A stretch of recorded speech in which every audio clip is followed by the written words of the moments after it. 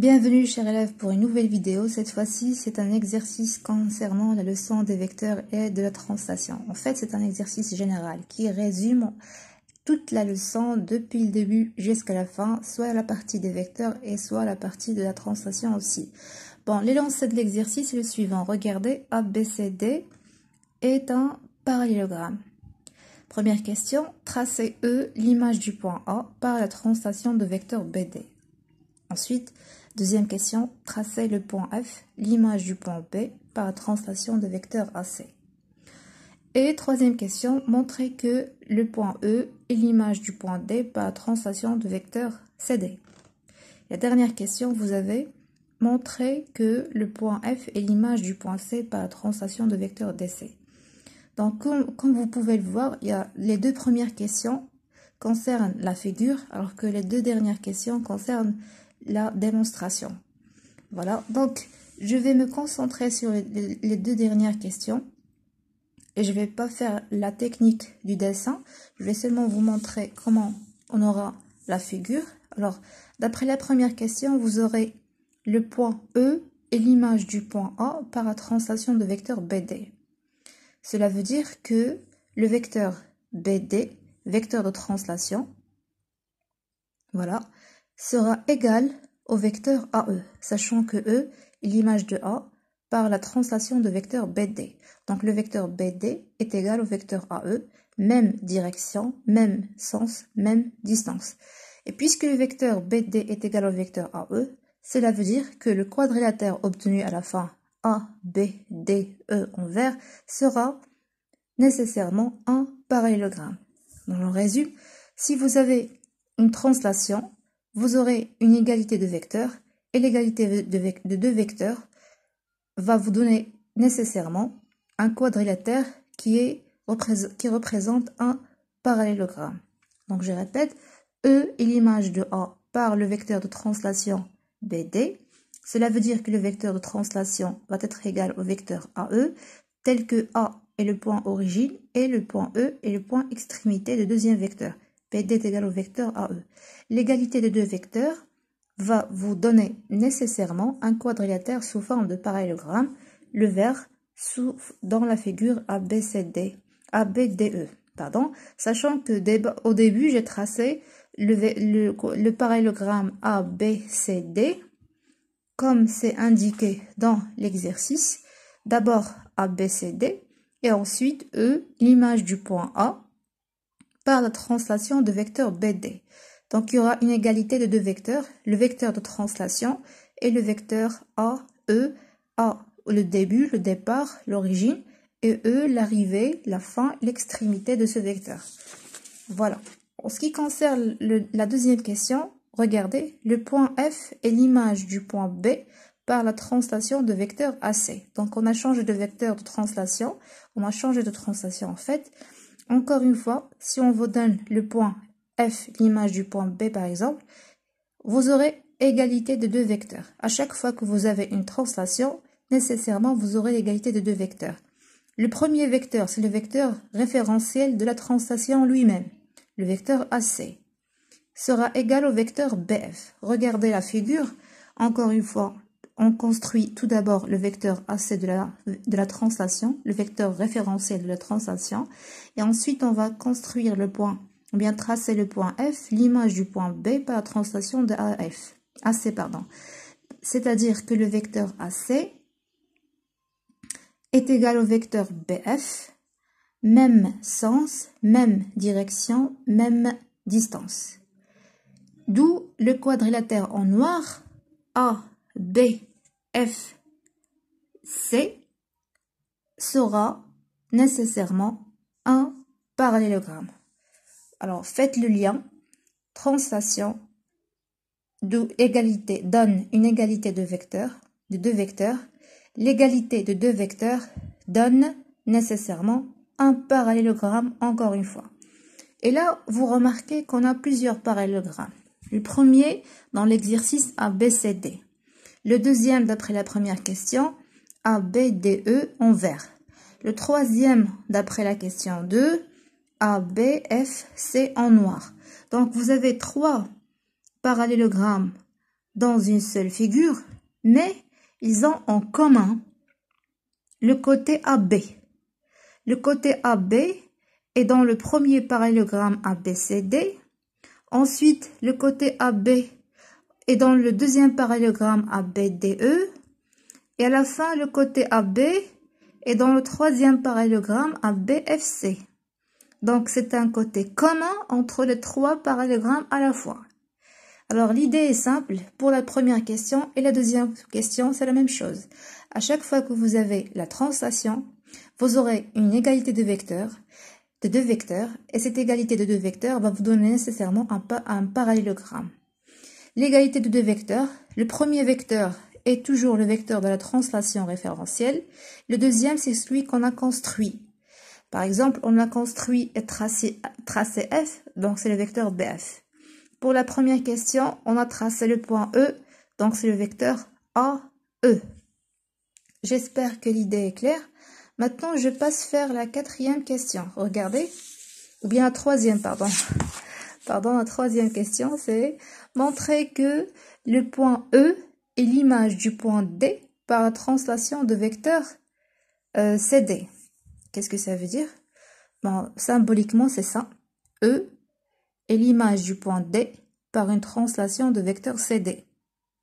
Sur la figure, voilà, on vous demande de montrer que le point E est l'image du point D par une translation de vecteur CD. Et c'est une translation, encore une fois, on a changé de vecteur, c'est la troisième translation dans cet exercice.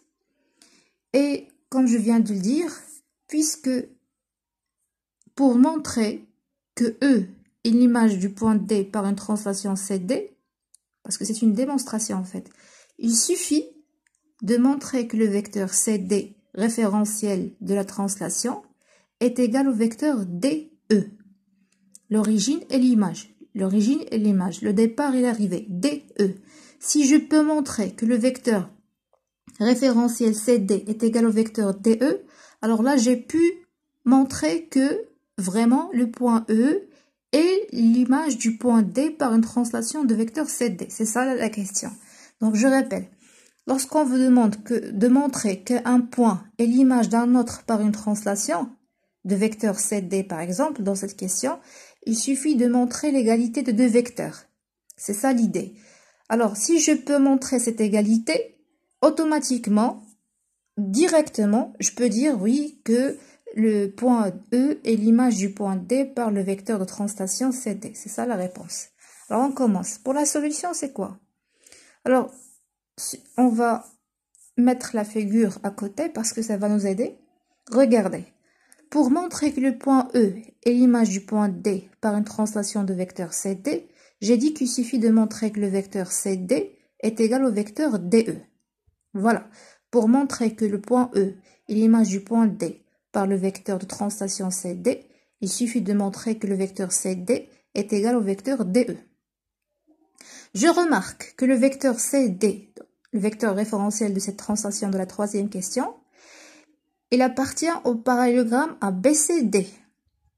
Et je remarque que le vecteur DE, demandé dans la troisième question, appartient au parallélogramme ABDE. Et je sais que ces deux parallélogrammes ABCD d'une part et ABDE d'une autre part ont le côté AB en commun. Donc, si je travaille sur le premier parallélogramme ABCD, mon premier vecteur CD sera égal au vecteur BA. Et de même, si je travaille sur le parallélogramme ABDE en vert, mon deuxième vecteur DE demandé dans la question sera égal au vecteur BA. Et puisque ces deux vecteurs, le premier CD et le deuxième DE, sont égaux au même vecteur BA, alors les deux sont aussi égaux. Je vais essayer de réexpliquer. Regardez, on a ABCD est un parallélogramme depuis le début de l'exercice. Donc, ABCD est un parallélogramme. Cela veut dire que le vecteur CD est égal au vecteur BA. Ça, c'est le premier résultat. Le vecteur CD est égal au vecteur BA. Donc, puisque j'ai un parallélogramme, je peux en prendre une égalité de deux vecteurs. si j'ai un parallélogramme, j'ai le droit, j'ai la possibilité de prendre l'égalité de deux vecteurs. Ça, c'est un. Pour quel vecteur j'ai choisi? J'ai choisi le vecteur demandé dans la question. C'est D qui est lui-même le vecteur de la translation. Dans cette question-là, le vecteur référentiel CD de la translation demandé dans la question est égal dans ce parallélogramme au vecteur B1. Et en ce qui concerne la première question, on a dit que E est l'image de A par une translation de vecteur BD. On a dit que la translation va nous donner une égalité de deux vecteurs.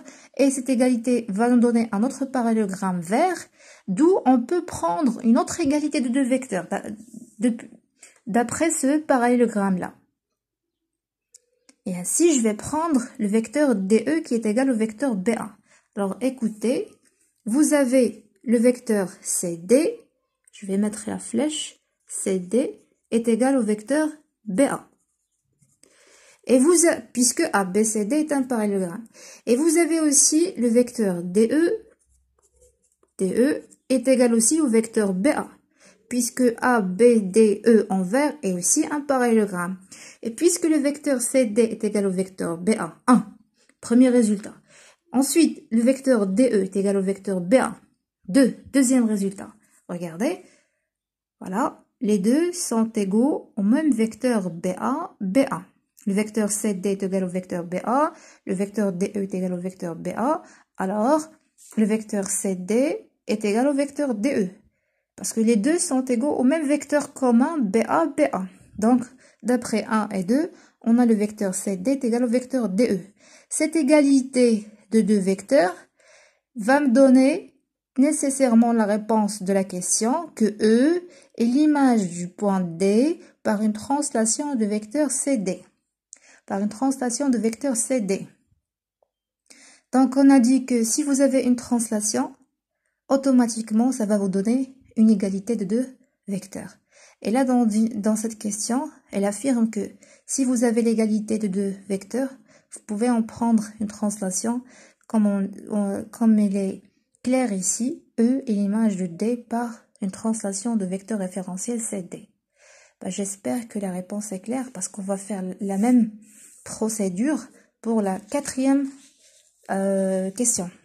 Alors, écoutez cette fois-ci. Encore une fois, montrer que le point F est l'image du point C par la translation de vecteur DC cette fois. Cela veut dire qu'il faut montrer que le point F, donc ça c'est le symbole mathématique de cette phrase en français, là c'est le symbole mathématique, ça, équivalent à ça, même chose. Donc ça se lit, l'image du point C par une translation de vecteur référentiel DC est le point F. C'est ce qu'on veut montrer. Mais pour montrer ça, il est nécessaire de montrer que le vecteur DC est égal au vecteur CF. Cette égalité, comment je l'ai obtenue? DC, c'est le vecteur référentiel. On prend toujours le vecteur référentiel. Doit être égal au vecteur C, l'origine, F, l'image, donc c'est le vecteur CF. Voilà. J'ai pris cette égalité d'après cette phrase. Montrer que F est l'image du point C par la translation de vecteur DC. Translation de vecteur DC. L'image du point C, c'est le point F. Pour montrer ça, je dois montrer l'égalité entre le vecteur référentiel DC et le vecteur CF. Sachant que C, c'est le point origine et F, c'est le point image, c'est-à-dire origine, extrémité, départ, arrivée. Voilà, le vecteur CF. Alors, comment montrer cette égalité maintenant entre ces deux vecteurs? Je retourne sur la figure. Qu'est-ce que ça veut dire? Le vecteur DC.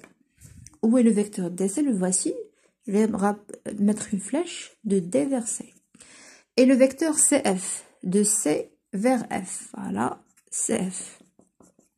Je dois montrer de la même façon que le vecteur DC est égal au vecteur CF. C'est ce que je dois montrer. Sachant que le vecteur DC appartient au parallélogramme ABCD. Et dans ce parallélogramme-là, je sais que le vecteur DC, cette fois, est égal au vecteur AB. De A vers B, je mets la flèche AB. Je redis que le vecteur DC est égal au vecteur AB, dans le parallélogramme ABCD. Mais dans le parallélogramme noir, je sais que le vecteur CF est égal aussi au vecteur AB. Donc, puisque le vecteur DC et le vecteur CF sont les deux égales au même vecteur AB, je peux dire, en conclure que le vecteur DC est égal au vecteur CF. D'où le résultat demandé dans la question. Voilà. Comment rédiger la réponse? Regardez. Au début, vous avez ABCD est un parallélogramme. Donc, je vais prendre l'égalité qui va m'aider pour répondre à la question. C'est-à-dire, je vais choisir le vecteur CD qui sera égal dans ce parallélogramme au vecteur AB. Ça, c'est mon premier résultat. D'après la question 2, on a que F est l'image de B par une translation de vecteur AC. Et on a dit au début que ça vérifie une égalité de deux vecteurs. Et cette égalité va me donner un autre parallélogramme. ABFC est un parallélogramme qui est mis en couleur noire dans la figure. Et d'après ce parallélogramme noir, regardez, j'ai le vecteur AB qui est égal au vecteur CF, encore une fois. Donc, le vecteur AB est égal au vecteur DC, ça c'est 1. Encore une fois, le vecteur AB est égal au vecteur CF. Alors, d'après 1 et 2, je peux dire que le vecteur DC, cette fois, est égal au vecteur CF, puisque les deux sont égaux au même vecteur. Alors, le vecteur DC est égal au vecteur CF.